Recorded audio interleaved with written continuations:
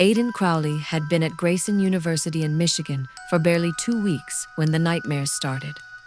They always began in the same place. Room 316, a dorm room that everyone insisted didn't exist. Even the floor plan of the building skipped from room 315 straight to room 317. But Aidan had seen room 316. He had stood in front of its door, and someone inside had whispered his name. Aidan's dorm building, Kingsford Hall, was old, 1930s brick, narrow staircases, and long hallways that always seemed colder at night. His assigned room was room 215, second floor. The residents always warned freshmen about the third floor. Just avoid it after midnight, they said. Aidan thought it was a joke, another college initiation prank. Until the night he returned late from the library around 2:13 a.m. He climbed the stairs, yawning, and mistakenly walked past his own floor. He ended up on the third floor. The lights were dimmer there. The air felt heavier, as if someone had been burning incense long ago, and the scent never went away. Most doors were closed, except one. Room 316. The door was cracked open just enough for darkness to spill out. Aidan frowned. He remembered clearly. During move-in orientation, the floor guide said room 316 wasn't a room. There was a storage closet between 315 and 317. But here it was. Door, number, everything. He took a cautious step.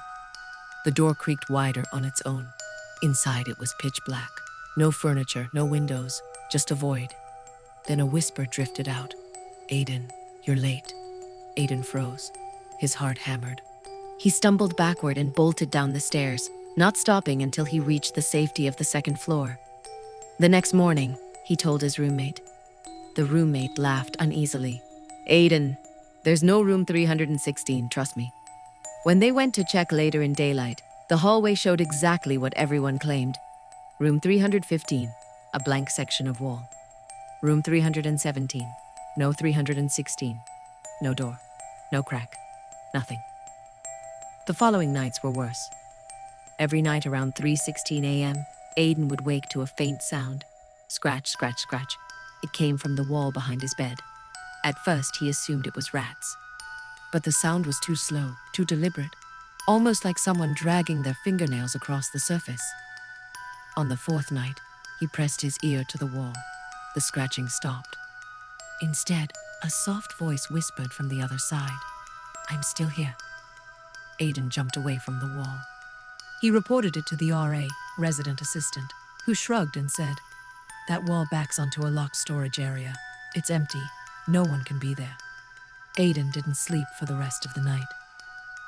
The next day, he noticed something new. Carved into the paint of his wall, right near his bed frame, were 3 shaky words. "Let me out." His roommate swore he didn't do it. Aidan didn't believe him, but he also didn't believe anyone else. After nearly a week of no sleep, he decided to investigate the third floor again, this time in daylight, with students around. Surely he'd find something rational, but the hallway looked completely normal. Doors, students, bright lights, and no room 316. Aidan paced between rooms 315 and 317, confused. "Dude, you okay?" someone asked. It was Holly, a sophomore girl he recognized from his psychology class. He explained everything, the door, the whisper, the scratches. Holly's face went pale fast. You heard something from that wall?" "Yeah," Aidan replied. "Why?" She swallowed. "Kingsford Hall used to have a room 316. Years ago, a girl died in there. They sealed it off." Aidan's stomach dropped. How did she die? She locked herself inside during winter break. The heating was off. Nobody found her for weeks. They said when the police finally broke in, she had scraped half the wall bare trying to get out. Aidan felt cold. Why was it sealed? She kept appearing, even after death. Students complained about hearing scratching at night, whispering their names, seeing her reflection in their mirrors. The university walled the room off in 97. Aiden's mind raced. So, what I saw wasn't real? A ghost? Holly shook her head. You didn't see it. You crossed into something else. The room only shows up for certain people. For who? She hesitated. For people she chooses. That night, Aiden refused to sleep. He sat on his bed, lights on, waiting. 2 a.m., 2:30 a.m., 3 a.m. At 3:16 a.m., the scratching returned, louder, more frantic. Aiden stood up. Stop, he shouted. The scratching stopped instantly, then softly. Come upstairs. Aiden shook his head. No. A long silence. Then, you already saw the door once. Don't make me open it again. The temperature in the room dropped. The lights flickered. Suddenly, thud, thud, thud. Someone pounded from the inside of the wall. Aiden fell backward in terror. He had enough.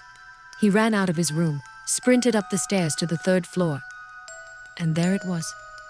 Room 316, door wide open, black void waiting. Aiden felt pulled toward it, as if the darkness itself had arms. He resisted, but then he heard another sound, crying. A girl's quiet sobs. He stepped inside.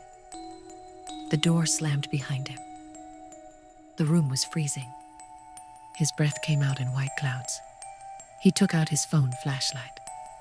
The beam cut through the dark, revealing scratched walls, deep nail marks, broken plaster, old dried blood.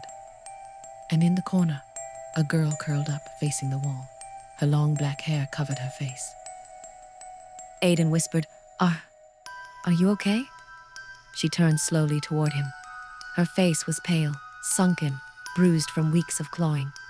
Frozen tears on her cheeks, but her eyes completely black. Hollow, endless. She crawled toward him on all fours.